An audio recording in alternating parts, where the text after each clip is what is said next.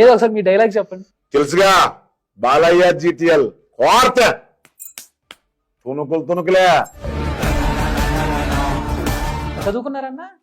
నా మీద అవి అన్ని కేసులు అన్ని అయిపోయినాయి. చిల్లర అంటే చిల్లర.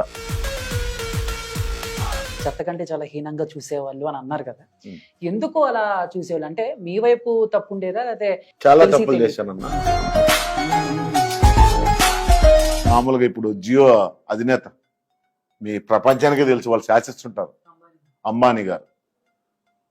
వాళ్ళు జియో పెళ్లి టైంలోనే రీఛార్జ్ పెంచారు. ఇన్స్టాలో ఉన్న అందరూ ఫేమస్ అవుతున్నారు, నేను ఫేమస్ అవ్వాలి అని చెప్పి స్టార్ట్ చేశారు. నేను 30 రూపాయలు ఫుడ్ తిని పీజీ యూసుఫ్గూడ రైల్వే స్టేషన్ పక్కన 100 రూపాయలకి పడుకొని పోయి